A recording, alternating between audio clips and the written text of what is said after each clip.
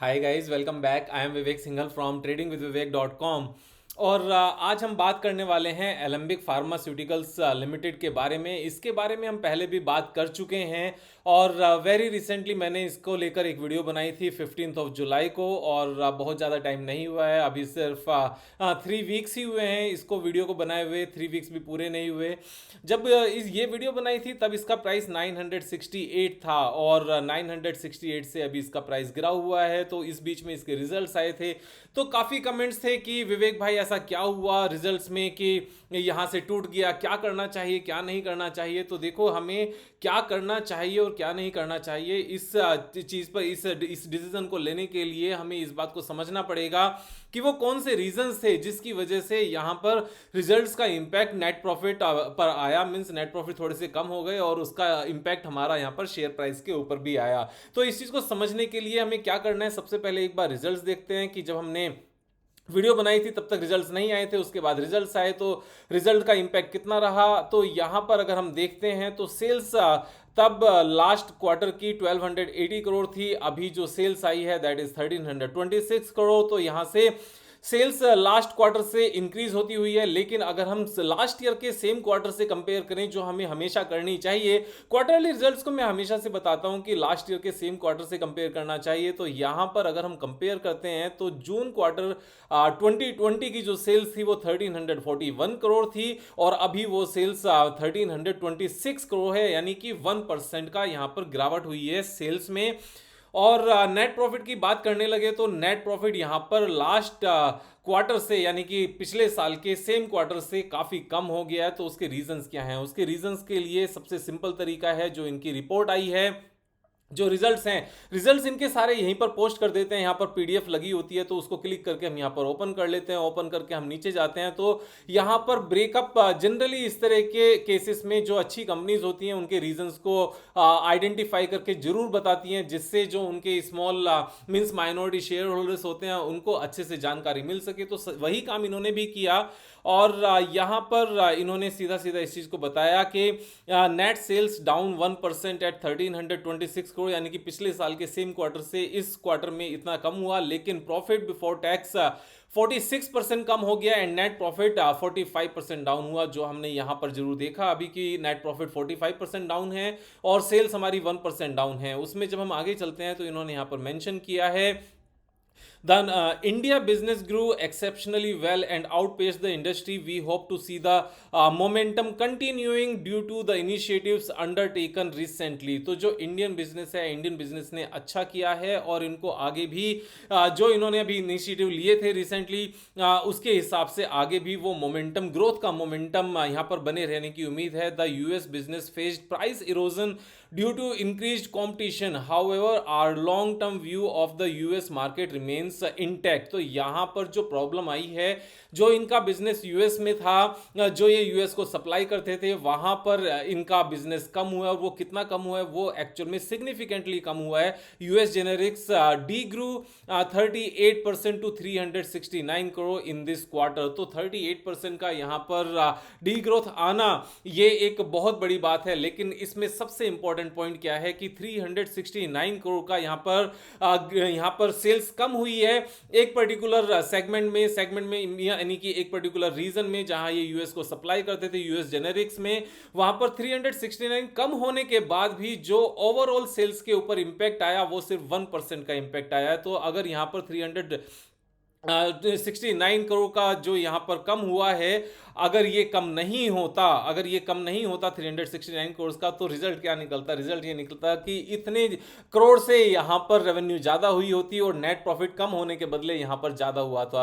अब यहां पर इंपॉर्टेंट पॉइंट एक और क्या है कि जो 369 करोड़ का जो यहां पर सेल्स कम हुई है, अब जो सेल्स के अगेंस्ट जो खर्चे होते हैं, ऐसा नहीं है कि जितनी कम सेल्स हुई उतने ही कम खर्चे हो जाएं, प्रोपोर्शनेट बेसिस पर ऐसा नहीं होता, क्योंकि खर्च जो होते हैं वो दो तरह के होते हैं, एक फिक्स्ड एक्सपेंसेस होते हैं और एक वेरिएबल एक्सपेंसेस होते हैं। तो जो प्रोडक्ट को बनाने में खर्च होता है वो काफी, उसका भी 50% पार्ट आप मान के चलो कि वो वेरिएबल होता है, यानी कि जितना माल प्रोड्यूस किया उतना ही खर्च आया। लेकिन जैसे प्लांट एंड मशीनरीज हैं या फिर जो वहां के वेयर हाउसेस हैं या जो सेल्स टीम है, जो एम्प्लॉयज हैं, उन सबका खर्च कम नहीं होता। क्योंकि ऐसा नहीं है कि अगर किसी एक क्वार्टर में सेल्स कम हो जाए तो एम्प्लॉयज को सैलरी नहीं मिलेगी या उनको कम सैलरी मिलेगी, ऐसा नहीं होता। तो खर्चे वहां पर सेम ही रहते हैं और रेवेन्यू का सीधा सीधा इंपैक्ट वहां पर नेट प्रॉफिट पर आता है। तो यही रीजन है कि नेट प्रॉफिट कम हुआ है। अदरवाइज अगर हम बाकी इंफॉर्मेशन देखें यहां पर, तो यूएस को छोड़कर जो बाकी इनकी इंटरनेशनल सेल्स है वो 13% से ग्रो की है, 197 करोड़ से ग्रो की है। ये एक पॉजिटिव पॉइंट है। और जो इंडिया सेल्स है, इंडियन खासतौर से उसमें जो इंडियन ब्रांडेड बिजनेस है वो 57% से ग्रो किया है, तो 481% हो गया है। ये यहां पर 369 करोड़ था, सॉरी, ये तो यहां पर जो 369 करोड़ है इतने से कम नहीं हुआ, इतना रह गया। तो अगर इसकी बैक कैलकुलेशन करेंगे तो हमारी एक्चुअल फिगर निकल कर आएगी, जो इससे थोड़ी सी एक्चुअल में जितनी कमी हुई है वो थोड़ी सी इससे कम होगी। और यहां पर लेकिन 481 करोड़ हो गया, 57% ग्रो किया। तो यानी कि यहां पर जो यूएस से अलग बिजनेस है वो भी ग्रो किया है। जो हमने यहां पर देखा यूएस से जो इंडियन बिजनेस है वो भी ग्रो किया है, सिर्फ और सिर्फ यूएस वाला बिजनेस डी ग्रो किया है। और उसकी वजह से इंपैक्ट क्या आया, इंपैक्ट यह है कि इनकी सेल्स तो सेम है लेकिन यहां पर नेट प्रॉफिट कम हो गया है, 300 करोड़ से 165 करोड़ रह गया है। अब इसका आने वाले टाइम में क्या इंपैक्ट है, आने वाले टाइम में जो इंपैक्ट है उसको इन्होंने साफ साफ बोला है, the US business faced the price erosion, however our long term view on the US market remains intact, यानी कि आगे चल के वापस से चीजें ठीक होने की उम्मीद है। अब यहां पर दो इंपॉर्टेंट पॉइंट आते हैं, या तो चीजें ठीक हो जाएंगी, मीन सेल्स वापस से इंक्रीज हो जाएगी और यहां पर नेट प्रॉफिट भी इंक्रीज हो जाएंगे, सब कुछ अच्छा हो जाएगा। और अगर यहां पर इनको लगा कि सेल्स वहां पर वापस से इंक्रीज नहीं होगी तो जो खर्चे हैं उनको रेड्यूस कर दिया जाएगा। ऐसा कभी नहीं होता कि सेल्स तो कम हो गई लेकिन आने वाले टाइम में भी अगर सेल्स का रहे कि वो कम ही रहेगी तो उसके बाद भी खर्चे वहां पर सेम ही मेंटेन किए जाएं, ऐसा कभी नहीं होता। तो लॉन्ग टर्म में मींस एक क्वार्टर या दो क्वार्टर मैक्सिमम इन सब चीजों को चेक किया जाता है, उसके बाद में चीजें आसान हो जाती हैं समझने के लिए कि यहां पर सेल्स इंक्रीज नहीं होगी तो यहां पर खर्चे ही कम करने पड़ेंगे। तो या तो सेल्स वापस आएगी या खर्चे कम होंगे, दोनों ही केसेस में यहां पर नेट प्रॉफिट वापस से इंक्रीज हो जाएगा। और सिर्फ इंक्रीज नहीं होगा, यहां पर अगर वापस से यूएस बिजनेस जैसा पहले था अगर वैसा ही हो गया तो यहां पर इनका नेट प्रॉफिट उतना तो हो ही जाएगा, लेकिन साथ में जो इनकी इंटरनेशनल सेल्स यूएस से अलग जो इंक्रीज हुई है उसका जो नेट प्रॉफिट बढ़ा है, और जो इंडिया में ब्रांडेड बिजनेस की जो यहां पर सेल्स ज्यादा हुई है उसका जो बिजनेस बढ़ा है उससे जो नेट प्रॉफिट आएगा वो एक इंक्रीमेंटल नेट प्रॉफिट होगा। तो आने वाले क्वार्टर्स में हम वापस से 300 करोड़ के आसपास का नेट प्रॉफिट नहीं देखते बल्कि उससे बहुत ज्यादा देखते हैं। और एक और बहुत इंपॉर्टेंट पॉइंट वो मैंने लास्ट टाइम जब वीडियो बनाई थी तब भी डिस्कस किया था कि जो इसका बैलेंस शीट है, अगर हम बैलेंस शीट में चेक करें तो जो करंट कैपेसिटी है, अगर उसको फिक्स्ड एसेट्स की कितनी वैल्यूएशन है उसके हिसाब से देखा, जितनी कॉस्ट हुई थी वो 1789 करोड़ थी, यहां पर जो हमने लिखा हुआ है जो यहां पर मेंशन्ड है। लेकिन जो current capital work in progress है, यानी कि जो कैपेसिटी है वो अभी पूरी ऑपरेशनल नहीं हुई, वहां से प्रोडक्शन आना शुरू नहीं हुआ, उसकी कॉस्टिंग है 2182 करोड़। तो यहां पर ये एक बहुत इंपॉर्टेंट पॉइंट है समझने के लिए कि अभी जितना भी रेवेन्यू और नेट प्रॉफिट आता है वो 1789 करोड़ की फिक्स्ड एसेट से आता है, यानी कि प्लांट एंड मशीनरी और बाकी सारे जो सोर्सेस हैं उनसे आता है। और यहां पर 2182 करोड़ अंडर इंप्लीमेंटेशन है। सोचने वाली बात है कि जब ये वापस से ऑपरेशनल हो जाएगा, मींस 2182 करोड़ भी ऑपरेशनल हो जाएगा और ये टोटल 4000 करोड़ के आसपास हो जाएगा। और इंडियन बिजनेस ऑलरेडी ग्रो करता हुआ नजर आया है, हमने यहां पर चेक किया है। और यूएस बिजनेस कम हुआ है, वापस से रिस्टोर होगा या वहां के खर्चे कम कर दिए जाएंगे। और जो इंटरनेशनल बिजनेस है यूएस से अलग वो भी ग्रो किया है। तो यहां पर फोल्ड यहां पर इनका नेट प्रॉफिट होता हुआ साफ साफ नजर आता है।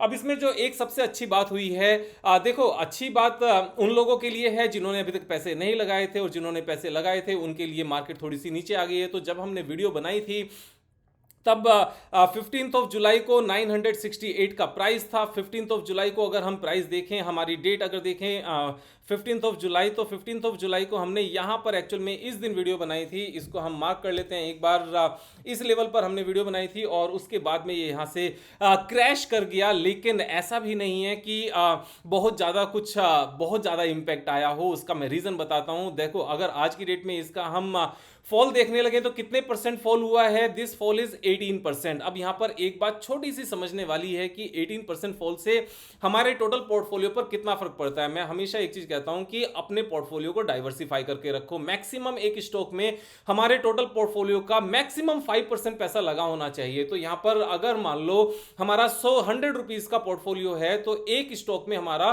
100 का 5% लगा होना चाहिए, यानी कि 5 करोड़ हमारे, यानी कि 5 हमारे लगे होंगे।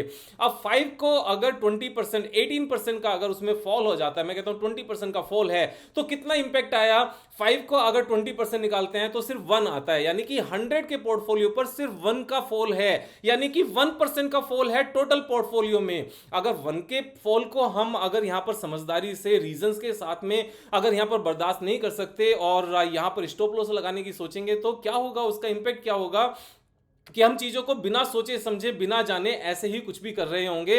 वैसे बात नहीं बनती। हमें जब भी रिजल्ट्स बेकार आए उसके रीजन समझ में आने चाहिए। और अगर हमारे पास रीजंस हैं कि अभी तो सेल्स डाउन हुई है जिसकी वजह से नेट प्रॉफिट भी डाउन हुआ है, उसकी वजह से यहां पर स्टॉक प्राइस भी डाउन हुआ है, लेकिन आने वाले टाइम में ये सारी चीजें वापस से रीस्टोर हो जाएंगी और यहां से मैनीफोल्ड हो जाएंगी, तो यहां पर घबराने वाला तो कोई पॉइंट ही नहीं होता। अब एक और इंपॉर्टेंट पॉइंट मैं आपको यहां पर बताता हूं, वो ये है कि जिस लेवल पर अभी ये डाउन होकर आया है, ये एक बहुत ही स्ट्रॉन्ग सपोर्ट है, क्योंकि 2015 में सेम इसने लाइफ टाइम हाई बनाया था। उसके बाद ये 4 इयर्स के कंसोलिडेशन में चला गया था और कंसोलिडेशन में जाकर उसके बाद इसने यहां से ब्रेकआउट दिया था। तो ये जो पहले रेसिस्टेंस होता है, बहुत स्ट्रॉन्ग रेसिस्टेंस होता है, जब वो एक बार ब्रेकआउट हो जाए तो वो बहुत स्ट्रॉन्ग सपोर्ट भी बन जाती है। तो यहां पर ये एक बहुत ही स्ट्रॉन्ग सपोर्ट है, सारी चीजें फेवर में है, तो यहां पर घबराने वाली तो कोई बात है ही नहीं। लेकिन उसके बाद भी जब मैं यहां पर इस तरह की आपको समझाने वाली बात कर रहा हूं, तो जो भी डिसीजन लेकिन आपने लेना है वो अपने बेस पर लेना है। मैं चीजों को होल्ड करके बैठा हूं।